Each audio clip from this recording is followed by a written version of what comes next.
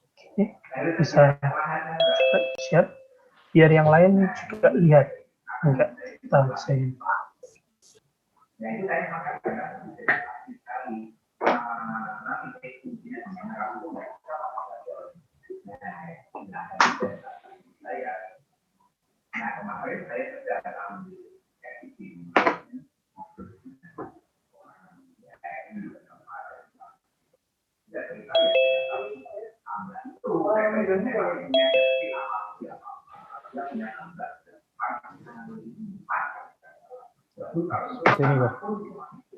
Oke, ada yang seperti itu.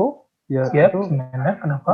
untuk ada overhang seperti ini kan, berarti masih ada penutup atapnya loh di sini. Nah, itu apakah nanti tetap yang di bagian titik ini dan di titik ini tuh akan dibagi dua kok bebannya? Oke, itu juga sepertinya sudah tak sampaikan kemarin. Jadi kalau memang selalu tak tanya dulu ketika kita mau mengikutkan beban, apakah penutup atapnya berhenti tepat di tumbuhan atau memang ada area tambahan begitu untuk biasanya ya, supaya kalau atap kan ada area yang lebih panjang supaya airnya nggak jatuh langsung tepat di situ. Nah, kalau memang ada area yang sepanjang itu, malah kemungkinannya harus kamu lebihkan gayanya.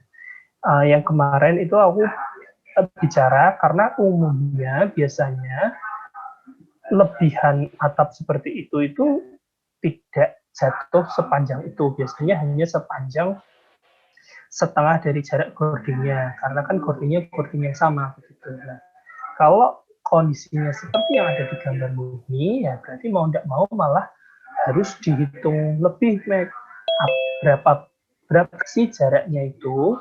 Berarti kan jarak yang itu titik di ujung menerima beban, seluruh beban yang menggantung serta setengah beban dari gording yang ada di atasnya.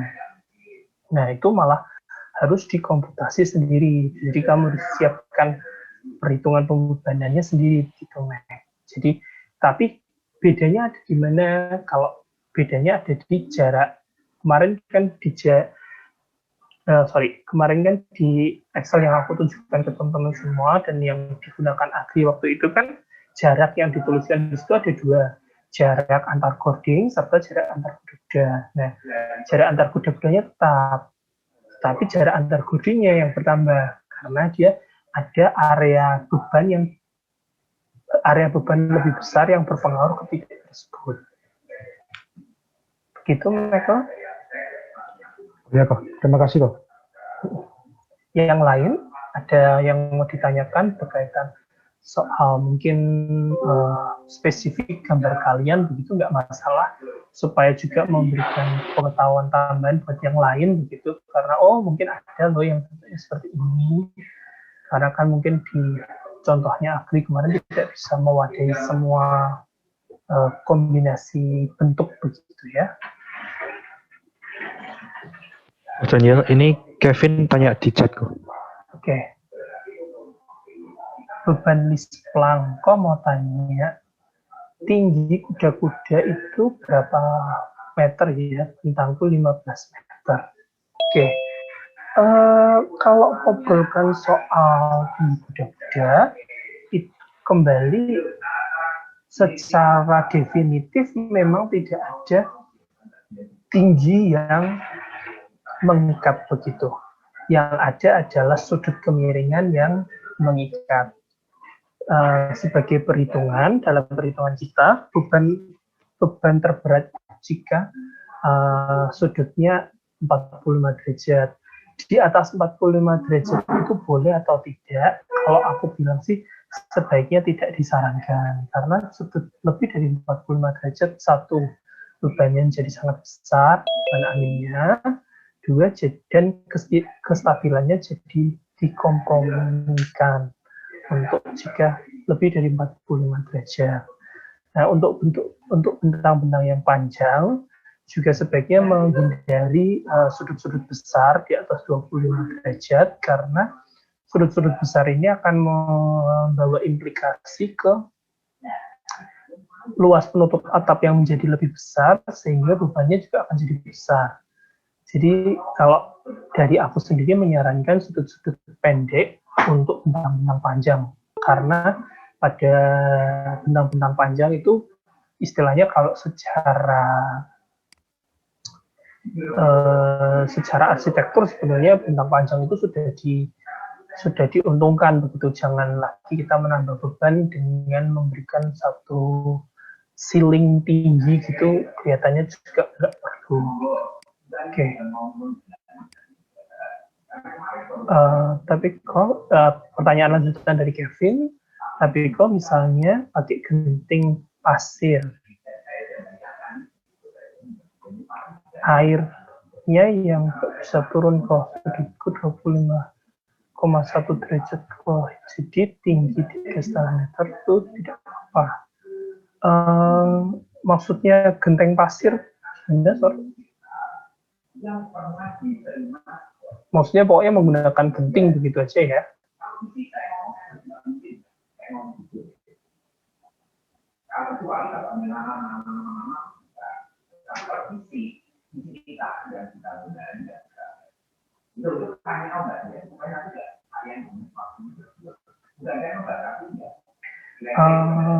Memang oh ya, betul. Betul dari Kevin, kalau menggunakan genting itu sudutnya memang harus sedikit lebih besar. Dia biasanya berkisar ada di 30-36 itu cocok untuk genting sebenarnya, karena kalau di bawah itu nanti dia tidak mengalir, betul seperti yang dibilang Kevin. Dan kalau aku bilang pun ya Kevin, sebenarnya kelihatannya 25 rada kurang sih sebetulnya untuk genting. Coba kalau kamu bisa tunjukkan, itu menurutmu hanya teori yang kamu dapatkan atau kamu sudah cari? Kemarin yang di awal kan aku juga sudah minta teman-teman semua untuk sudut-sudut tercari literasi bahwa sudut berapa yang cocok untuk atap tertentu gitu. Apakah sudah dia mencari?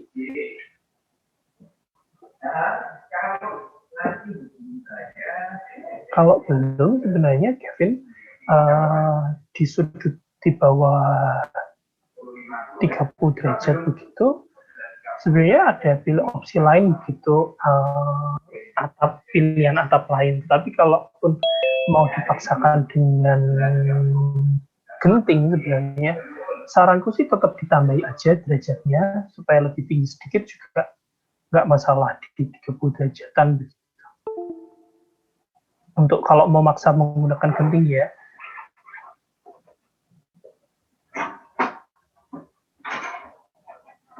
Begitu, Kevin, bisa diterima. Nah, kalau soal bisa atau tidak, itu kembali lagi kita harus lihat dari spesifikasi manufaktur barangnya. Dan kemarin itu bagian dari yang harus kalian siapkan sebagai aturannya.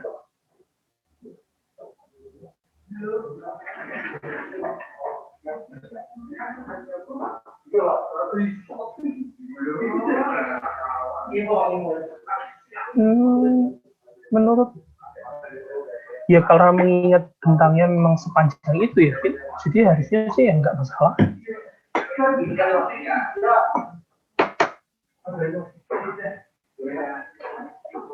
Coba bisa ditunjukkan, Vin, kalau misalnya memungkinkan. Memang bentang 15 meter ini sampai segimana ya maksudnya? Apakah memang harus begitu menggunakan atap tersebut? Karena kalau setahu saya, atap-atap dengan bentang panjang itu mereka memilih penutup atap tidak genting, memilih penutup atap yang lembarannya lebih lebar sehingga bisa memadai sudut yang lebih rendah sebetulnya.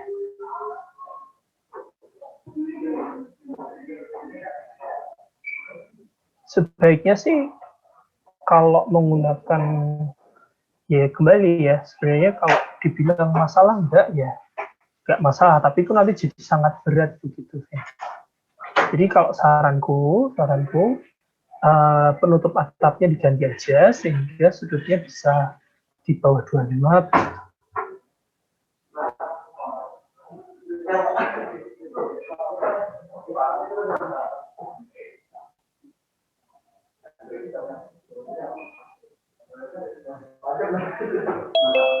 Bisa diterima, Kevin?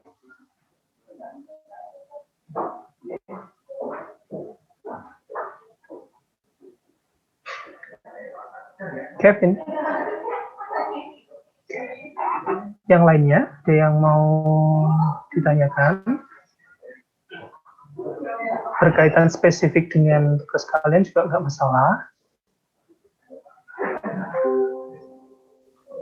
Oh, kalau semisal mau tanya tentang kompak atau tidak kompak, maksudnya gimana? Boleh dah ya kok. Kompak atau tidak kompak itu basicnya adalah basic dari hitungan budget. Kalau kalian mau tanya gimana cara ngitungnya, ada di buku Agus Setiawan, setiap profil itu dihitung hubungan perbandingan antara lebar satu profil dengan tebal. Jadi kalau misalnya dia web, tingginya web, ya dia dibandingkan dengan tebalnya web, lalu dibandingkan dengan mutu bajanya, lalu kalau tebalnya juga dibandingkan dengan tebalnya gitu. Nah, kenapa sih hal ini harus dilakukan supaya orang-orang itu tidak menggunakan profil yang tidak umum sehingga profilnya sendiri defect begitu, Mac. Jadi kalau profil misalnya dia terlalu tinggi, kalau misalnya profil Hadin begitu, dia terlalu tinggi, itu kan dia akan mengalami defect dari profilnya sendiri sudah cacat begitu. Nah, jadi kompak atau tidak kompak ini juga tujuannya menghindari hal-hal seperti itu. Kemungkinan kerusakan yang datang bukan dari gaya luar, tapi akibat profilnya sendiri itu tidak, kalau ngomong tidak kompak lagi nanti tidak tepat ya. Jadi kalau profil terlalu panjang tadi yang seperti yang tak sebutkan, dia itu untuk mendistribusikan beban dalam profilnya sendiri kan sulit. Jadi kenapa kekompakan batang itu perlu dihitung. Kalau kamu tanya cara ngitungnya gimana, yang bisa tak sampaikan segampang buka aja di bukunya itu, di buku Agus Setiawan. Di sana sudah banyak sekali contoh-contoh yang menghitung kekompakan batang berbagai jenis batang. Jadi kalau dalam kasus kita ini kan kita cuma perlu menghitung 2 kali, yaitu pada kekompakan untuk rangka yang berupa kanal yang berupa siku 2 double angle itu, dan juga untuk kekompakan pada lively channel. Jadi setauku di sana ada contohnya, silakan dibuka. Gitu.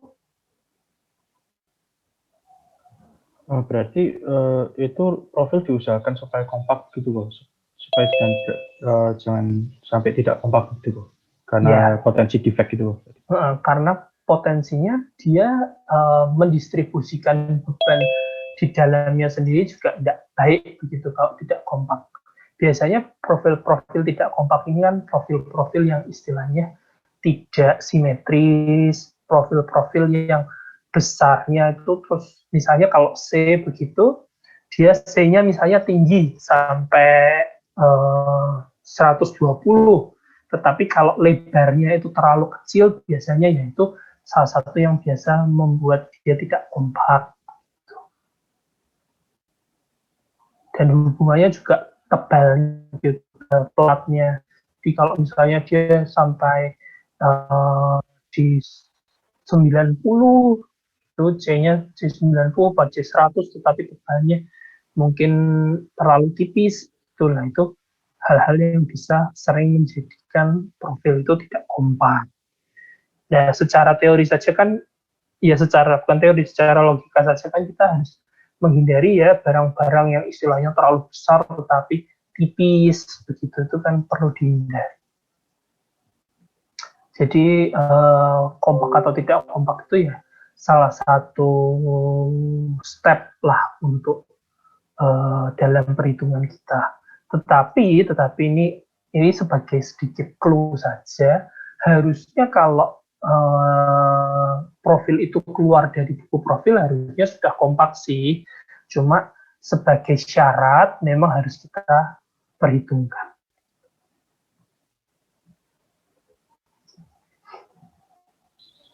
Oke, Ko. Terima kasih, Ko. Oke.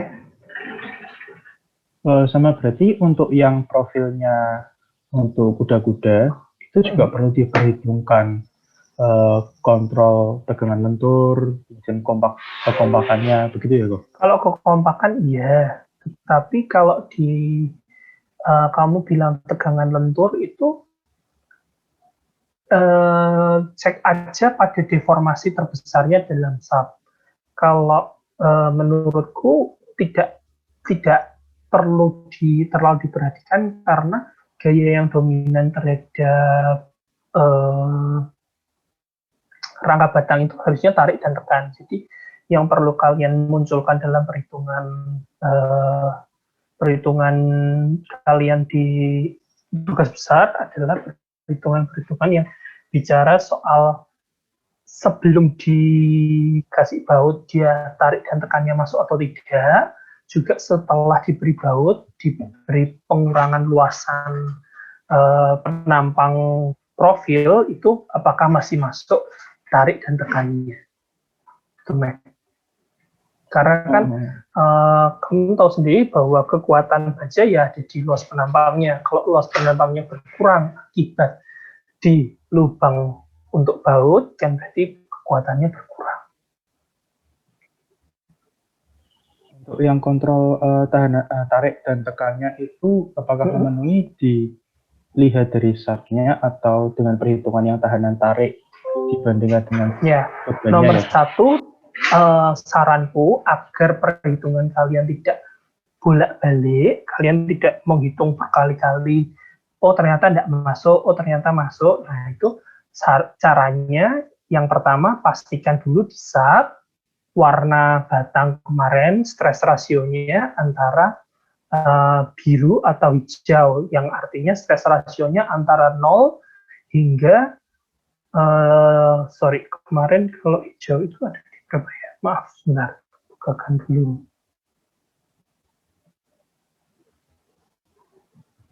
Bentar ya.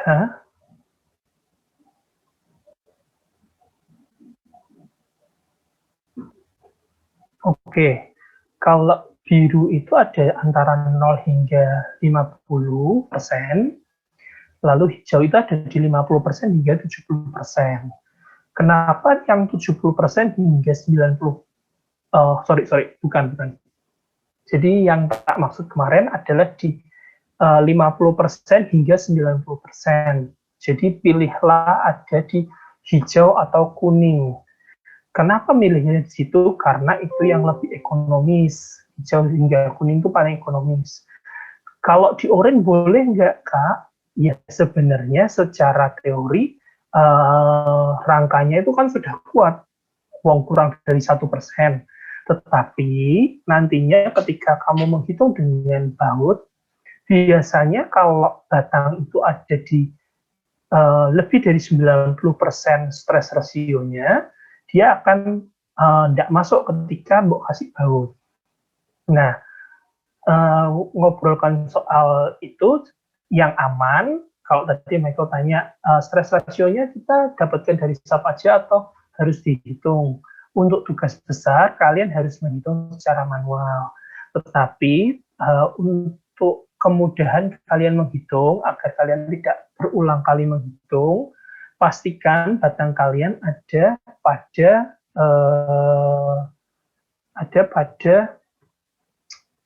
stress ratio antara 50 hingga 90%, yaitu ada di warna biru hingga warna kuning kalau yang diindikasikan oleh SAP.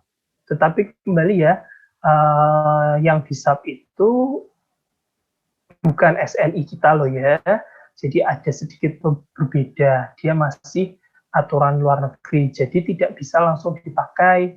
Kalau teman-teman bisa baca yang kemarin tak tunjukkan, ada PMN, PTN, tension, dan stres itu tidak bisa kalian langsung, oh ini generalisir langsung harganya segitu, karena ada kemungkinan code-nya itu code ACI-nya sudah ACI lama, kalau kalian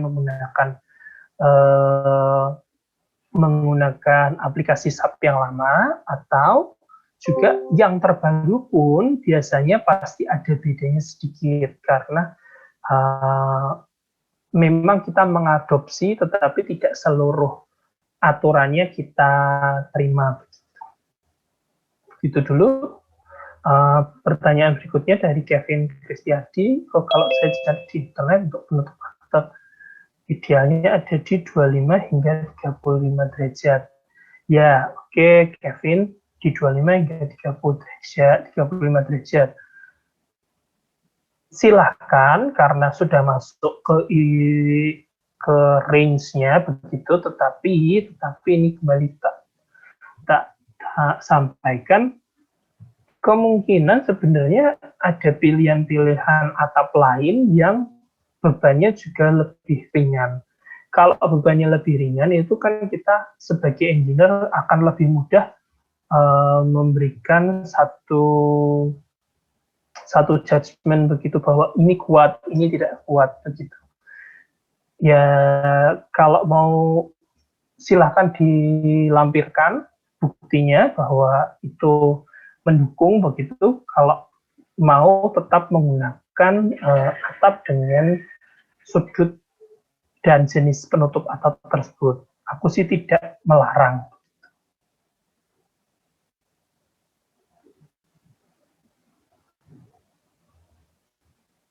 Michael, sorry tadi langsung jawab Kevin, apakah sudah bisa terjawab pertanyaannya tadi?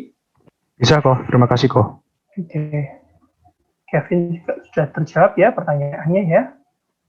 Lalu untuk yang lain, sebelum saya bergeser lagi, tidak ada ya, cukup ya kira-kira. Jadi untuk teman-teman semua, bahan untuk atap sudah saya sampaikan semua. Nah, bahan untuk atap ini nantinya apa sih yang akan kita gunakan dari atap untuk perhitungan frame selanjutnya. Perhitungan frame selanjutnya, kita akan memulai perhitungannya itu nanti permodelannya kita akan menggunakan etaps. Kenapa sih menggunakan etaps, nggak menggunakan SAP aja? Apa memangnya SAP itu tidak bisa? Sebelum ada pertanyaan demikian, tak jawab dulu untuk teman-teman semua. SAP bisa memodelkan frame, portal, SAP bisa. Tidak ada larangan secara code ya, secara code di luar memang tidak ada larangan bilang SAP itu tidak bisa memodelkan frame, karena dia juga bisa 3 dimensi, ada X, Y, dan Z. Yang Z itu warna, kita tahu kemarin aksisnya ke atas, X dan Y adalah kedua aksis mendatar. Lalu kenapa sih harus apa memangnya SAP itu tidak bisa?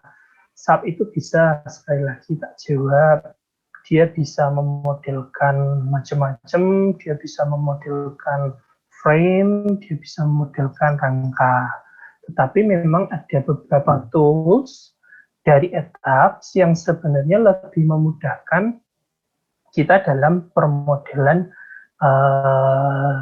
terbaru begitu. Karena di TAPS konsep 3 dimensinya tidak X, Y, dan Z, tetapi X, Y, dan story. Story ini bisa dibilang lantai. Mari tak tunjukkan contoh dari SAP ketika membuat bentuk portal, gitu ya.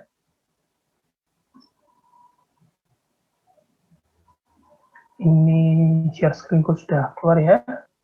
Ini bentuk sederhana saja, harusnya Michael juga sudah pernah lihat ini bentuk sederhana ini.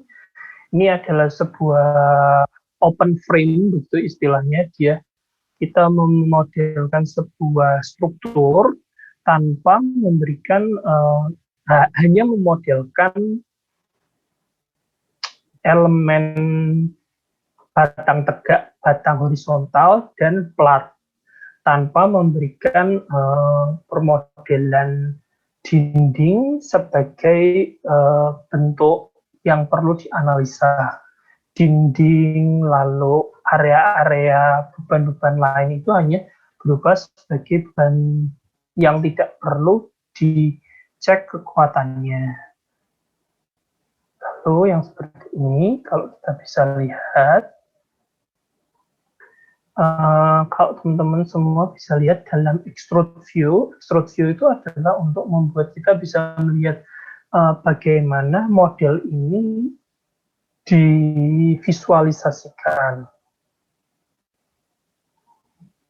Seperti ini misalnya.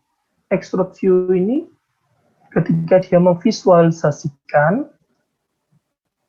ada bentuknya seperti ini, kolom, bentuknya balok, ini ada platnya, dan ada balok anaknya, begitu. Nah, tampilan ini bisa dilihat dari tadi yang itu, set display option ini, atau kalau semisal toolbarnya nggak ada, kalian bisa lihat di di view, lalu kita set display option, lalu extrude-nya kita lihat. Kalau extrude-nya saya matikan, kita hanya bisa melihat batang dan titik. Kalau titiknya supaya lebih jelas, saya tunjukkan.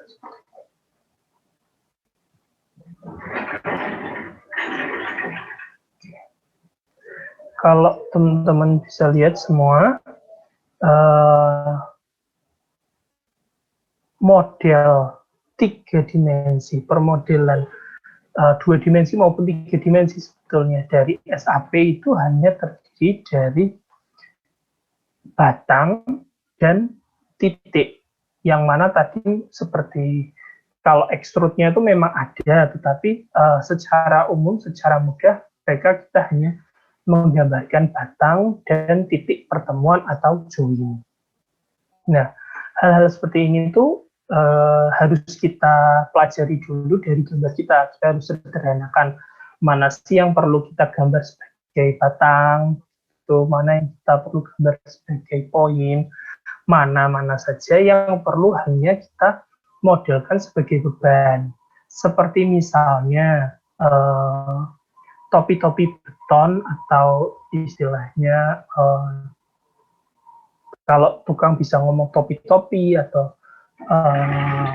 biasanya itu ada di depan jendela begitu, sebuah list beton yang dipasang agar tidak mudah air langsung terkena jendela atau pintu begitu. Nah, yang seperti itu sebenarnya kan dia kalau hanya setengah meter begitu, itu kan dia tidak memiliki unsur balok yang sebagai pengaku.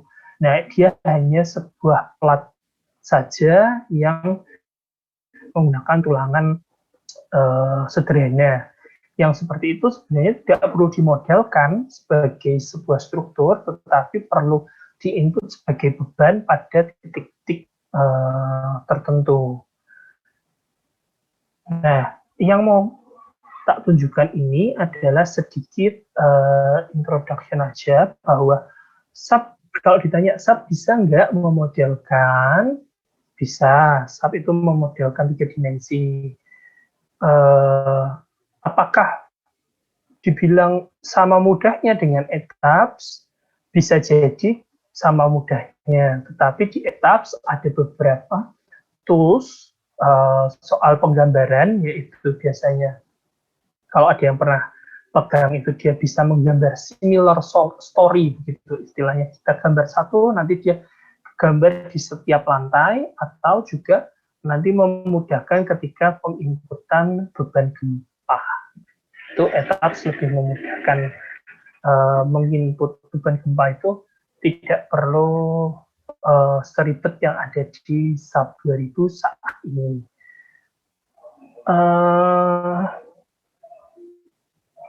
Pengantar untuk itu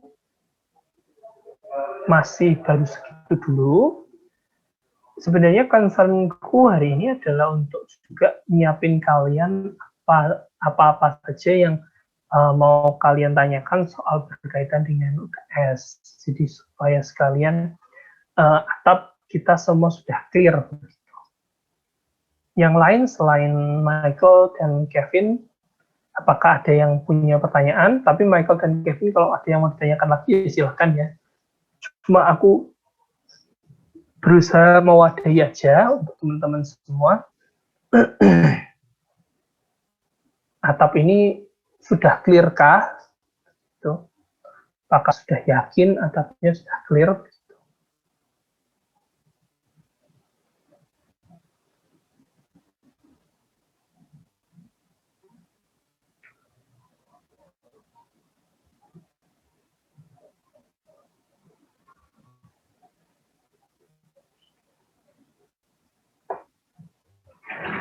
Oke, silahkan kalau masih mungkin ada waktu untuk berpikir mau ada yang mau ditanyakan, saya siapkan materi yang berikutnya dulu.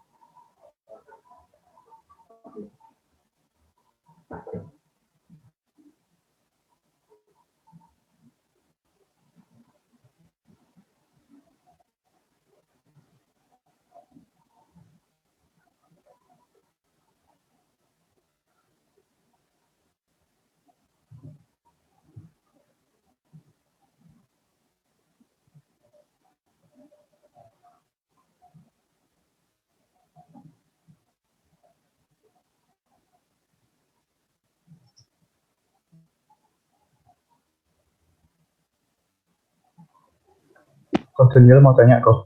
Ya, silakan naik. Ini ada dari salah satu cutting kok untuk laporannya itu menuliskan kalau beban langit-langit dan penggantungnya itu sebesar 18 kg per meter persegi. Itu kan kemudian aku cek di SNI 0317271989 PPURG, itu yang aku temukan itu penggantung langit-langit dari kayu dengan bentang maksimum 5 meter, 7 kg per meter persegi. Untuk yang ini 18 kg per meter persegi itu aku cari belum ketemu. Itu Koh Daniel tahu enggak ya, Koh? Maksudnya gimana? Maksudnya itu 18 kg itu dari mana gitu, Koh? Oke. Yang ada di PPURG-nya itu kelihatannya ada dua bagian ya, Mac. Jadi ada penutupnya plafon dan penggantungnya, atau yang 7 kg tadi kamu bacakan itu hanya penutupnya. Karena setahu aku harusnya penutup dan penggantungnya rasanya disebutkan terpisah deh. Coba baca lagi. Kata-katanya gimana? Kalau boleh dibacakan. Yang apa, Koh? Yang PPURG tadi yang kamu bilang 7 kg, kata-katanya gimana? Ini tulisannya penggantung langit-langit dari kayu dengan bentang maksimum 5 meter dan jarak SKS minimum 0,8 meter. Oke. Berarti itu kan hanya rangka plafon. Betul? Ya kok. Dari kata-katanya itu loh, Mek. Gimana kata-katanya, ulangi, sorry. Ya kok. Penggantung langit-langit dari kayu dengan bentang maksimum 5 meter dan jarak SKS minimum 0,8 meter. Oke, berarti kan langit-langit yang disebutkan di sini hanya langit-langit, hanya penggantung dari langit-langit. Jadi kalau plafon gitu, dia hanya rangkanya saja. Eternit atau misalnya dia bisa pakai gypsum atau biasa juga ada yang menggunakan papan triplek begitu. Itu papan triplek dan gypsumnya belum terhitung itu, Mas. Jadi kamu perlu cari beban dari gypsumnya lagi per meter persegi untuk ditambahkan ke beban penggantung yang 7 kg tadi. Berarti apakah yang ini kok? Ini ada tulisannya untuk langit-langit dan dinding termasuk rusuk-rusuknya tanpa penggantung langit-langit atau pengaku terdiri dari semen asbes, eternity, dan bahan lain sejenis dengan tebal maksimum 4 mm. Apakah betul yang itu kok? Untuk plafonnya kok? Pakainya gitu. Bisa kelihatannya menggunakan beban itu juga nggak masalah seperti ini. Berapa besarannya, Mek? 11 kg per meter persegi kok. Ya, kelihatannya juga biasanya menggunakan itu tapi kalau berdasarkan peraturan. Tapi kan 11 kg per meter persegi itu kan cukup berat ya sebetulnya. Kalau teman-teman mau cari sebenarnya boleh, nggak masalah, tidak harus melulu mengikat di beban itu, karena kan kemarin kembali tak sampaikan, beban mati memang hanya ada di peraturan yang sudah mungkin puluhan tahun lamanya itu. Jadi kalau mau menggunakan itu salah enggak salah, karena itu cukup besar. Jadi bebannya juga terkompensasi sebenarnya. Tetapi kalau teman-teman mau cari rangka yang lebih umum di pasaran atau sesuai dengan gambar yang ada punya teman-teman juga nggak masalah. Tapi caranya gimana? Ya cari dulu brosurnya, per meter persegi bilang penutup plafonnya berapa, rangkanya berapa. Kalau rangkanya nggak ada, ya berarti gimana caranya? Kita harus bayangkan, harus modelkan.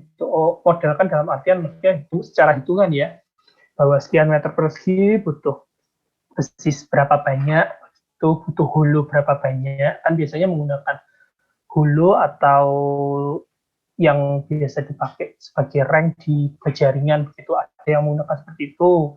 Atau kalau ada yang jenis-jenis yang baru yang sekarang itu dia sudah ada slotnya begitu. Nah, yang sudah ada slotnya itu juga bisa kamu pakai sebetulnya. Nah, tapi kembali untuk data boleh menggunakan SNI. Ini ngomongkan data beban ya. Data beban boleh menggunakan SNI, boleh menggunakan brosur dari manufaktur pembuat produk. Gitu, Michael. Ya, kok. Terima kasih kok. Ya, sama-sama. Yang lain? Apakah semuanya sudah selesai melakukan permodelan? Sudah kok. Sudah ya.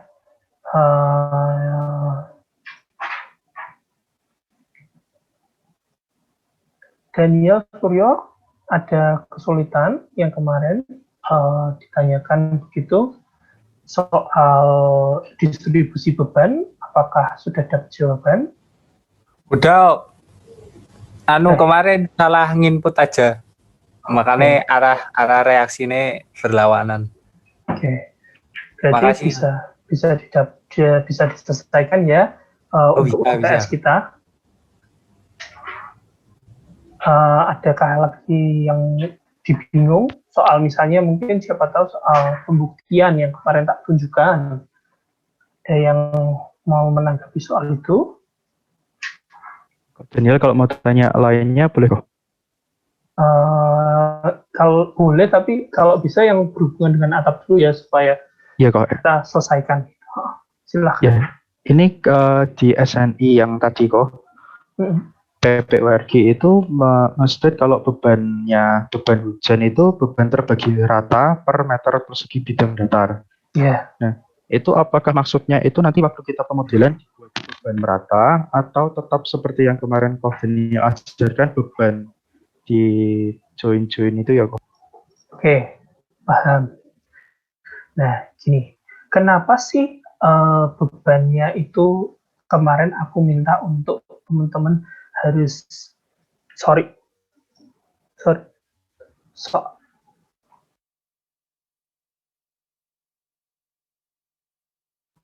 teman-teman harus modelkan sebagai poin, harus repot-repot menghitungkan, padahal sub sendiri itu kan bisa tuh membuat beban merata. Kenapa harus dijoinkan? Ini hubungannya soal mendekati model sesungguhnya. Karena kita tidak memodelkan atap sebagai satu kesatuan plat,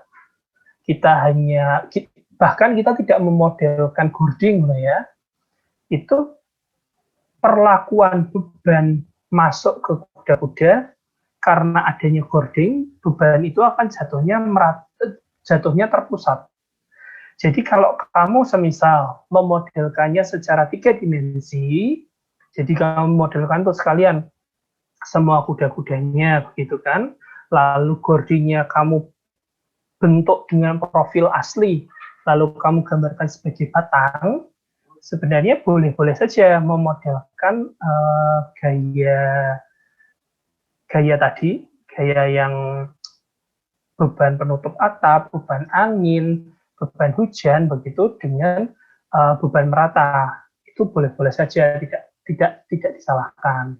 Cuman untuk mempersingkat model, untuk mempermudah model, itu kita kalau mau hanya satu kuda-kuda saja, seperti yang tak tunjukkan kemarin, mau tidak mau kita harus memberikan bebannya secara poin, karena itu memang sub ini kan tidak bisa dibilang sub ini 100% menggambarkan kondisi di lapangan, kondisi beban asli.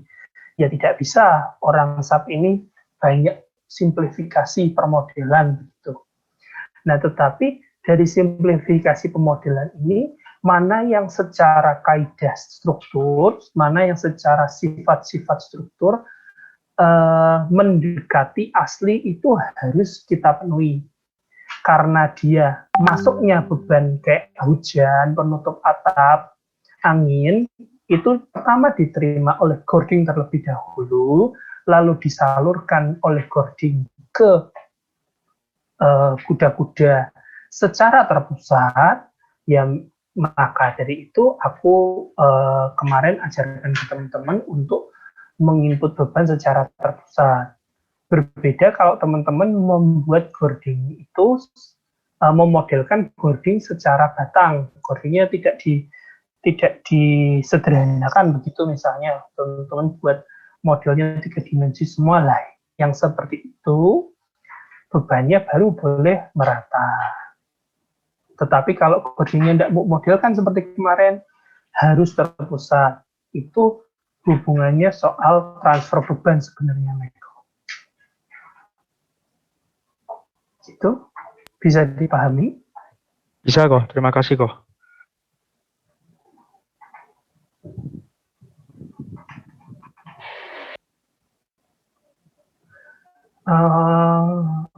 Yang lain? Sampai di sini materi soal atap segera saja di push begitu perhitungannya.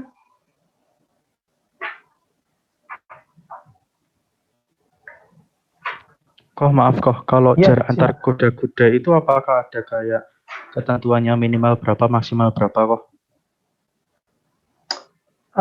Jatuhnya jarak antar kuda-kuda itu besarannya sama seperti kalau kamu memasang balok atau memasang kolom begitu, Mac. Jadi semakin panjang jaraknya, bebannya otomatis akan jadi semakin besar. ditumpu di satu kuda-kuda. Nah, kalau secara definitif memang tidak ada yang melarang menggunakan bentang panjang, tapi bentang-bentang saranku tetap ada di kurang dari bentang kuda-kudanya. Jadi kalau misalnya bentang kuda-kudanya 8 meter ya, sebaiknya kurang dari 8 meter jarak antar kuda-kudanya. Karena semakin panjang, implikasinya jadi semakin besar. Bebannya jadi yang ditumpuk jadi semakin berat. Bisa jadi rangka-rangkanya jadi tidak kuat. Jadi bisa jadi profil-profil yang sudah kita ada secara pasaran mungkin tidak kuat menumpuk beban.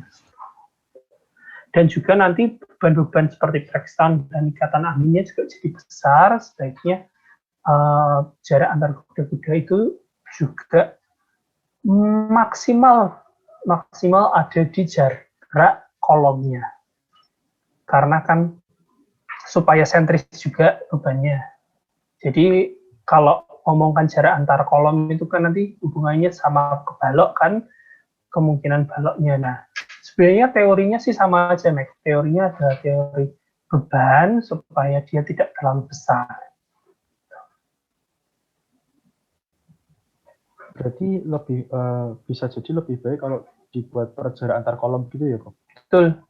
Yang keunggulan dari kalau kamu menempatkannya sebesar jarak antar kolom adalah satu, tidak ada beban-beban eksentris dari kolom. Jadi kalau bebannya eksentris dari kolom itu kan menimbulkan momen yang besar terhadap kolomnya nanti.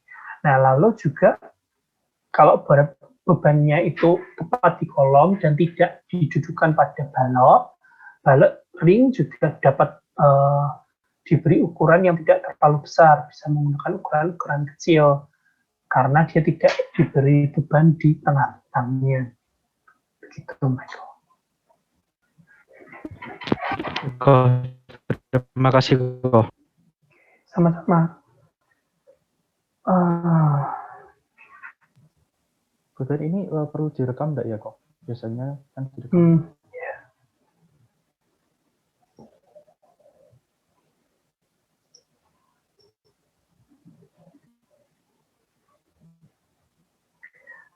Perlu tak ingatkan sekali lagi mungkin teman-teman mohon dihitung, yang perlu dihitung adalah kebutuhan kuda-kuda, dari atas dulu ya, dari atas, bahwa kita menentukan cording yang kita hendak gunakan. Di cording yang perlu dihitung apa? Kekompakan batangnya, lalu maksimal lendutan dari cording tersebut. Lalu turun adalah hubungan cording ke kuda-kuda, bahwa itu dibaut atau dilas. Nah, itu kalian perlu tentukan. Kalau dari aku pribadi, dia akan dipasang dengan siku biasanya. Nah, kalau dengan siku ini berarti kita harus tahu mana yang dibaut, mana yang dilas. Kalau sikunya itu boleh dilas ke kuda-kudanya, tapi jangan dilas ke cordingnya, karena kalau dilas ke cordingnya nanti cordingnya bersifat menerima momen terlalu besar. Sebaiknya dia dibaut ke cordingnya. Lalu turun ke bawah setelah kita mendapatkan permodelan yang oke, kita sudah mendapatkan gaya-gaya dalam terbesar. Nah, dalam kondisi seperti ini kita cek apakah tekan dan tarik ketika profil utuh itu masuk. Kalau profilnya masih utuh masuk, lalu kita berikutnya geser lagi ke sambungan. Di sambungan apakah berapakah jumlah baut yang perlu dipasang untuk menahan tarik dan tekan di area-area full yang sudah yang perlu kita cek. Nah, bisa jadi di berbeda buhul bisa berbeda, tetapi kalau mau menggunakan angka keamanan begitu, hanya menggunakan yang terbesar. Jika jumlah bautnya tidak terlalu banyak, misalnya di yang terbesar aja jumlah bautnya 2, gitu. Ya nggak apa-apa.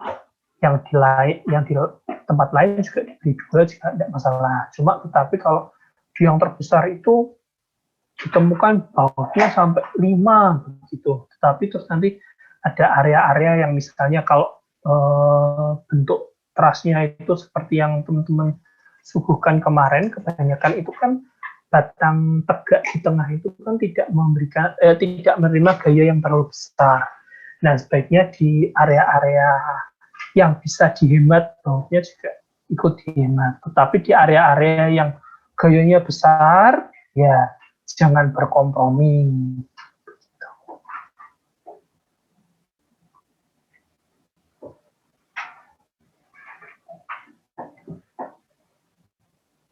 Secara materi pengantar juga sepertinya dari saya sudah saya sampaikan untuk pemodelan.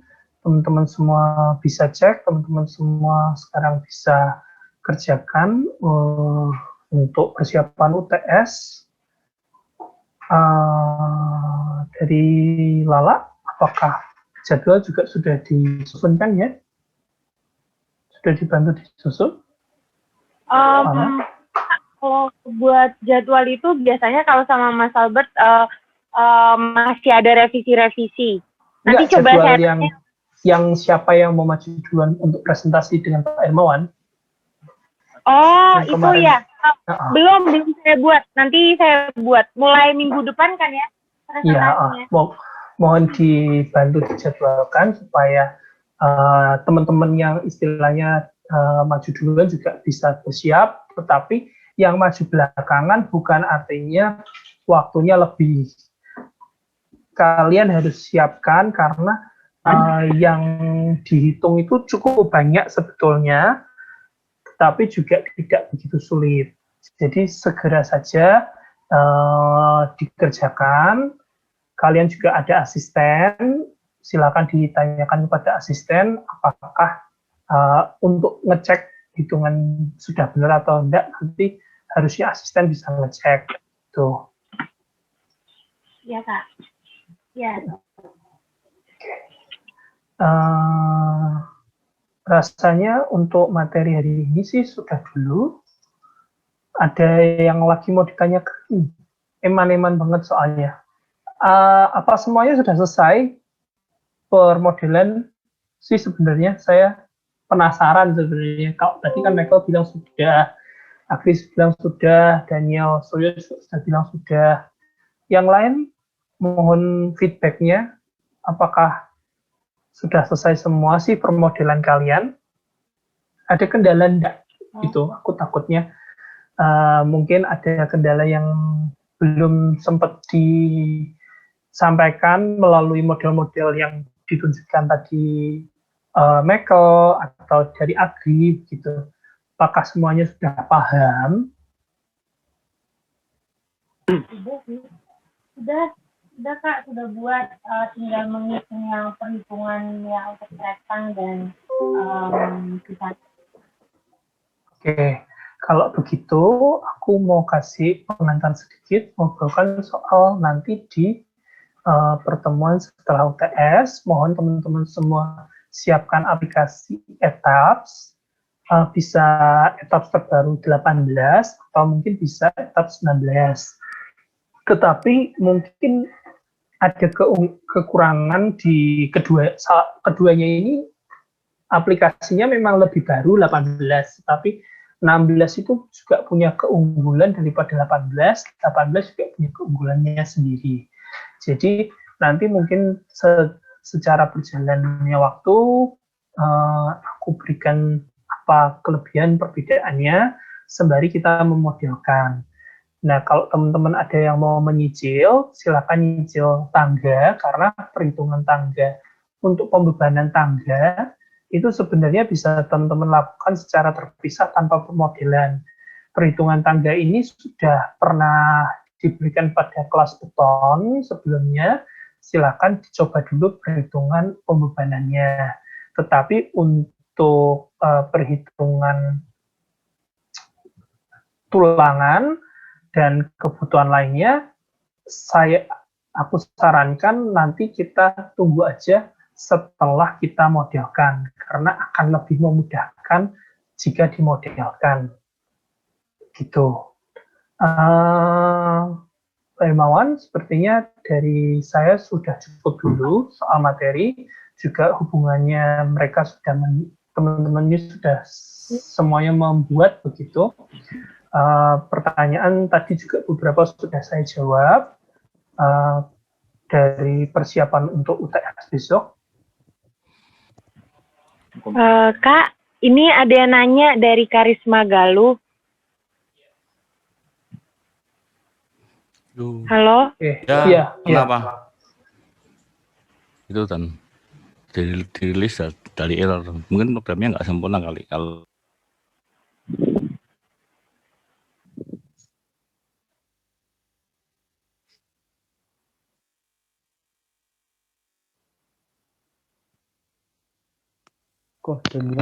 masih di mute kok. Oke, sorry. Rilis ini kan supaya menghilangkan gaya momen pada lokasi tersebut untuk membuat permodelan seolah-olah betul itu disambung secara baut, bukan disambung kaku menggunakan las. Kalau memang ada terjadi keeroran, coba kamu itu pasti kalau menurutku dari masalah penginputan atau section properties-nya coba dicek lagi apakah sudah masuk dengan benar. Mungkin section properties-nya known atau salah, itu mungkin bisa jadi. Tetapi kalau tidak, kemungkinan error terhadap aplikasi itu ada, jadi coba saja memodelkan secara terpisah di file yang lain begitu, lalu dirilis apakah error yang sama muncul seperti di aplikasi yang awal, di file yang awal. Kalau tidak, ya mau tidak mau kita harus mengulang permodelan. Sekali lagi hal ini sering terjadi teman-teman kalau aplikasinya itu aplikasi crack atau si bajakan. Jadi ya sedikit berkompromilah dengan aplikasi.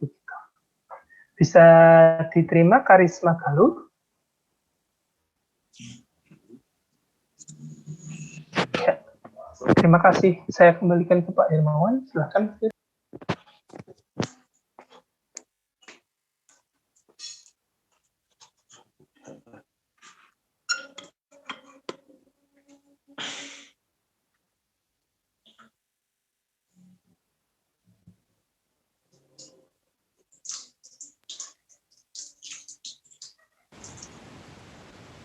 tes bisa masuk kah? Bisa masuk Pak Hermawan.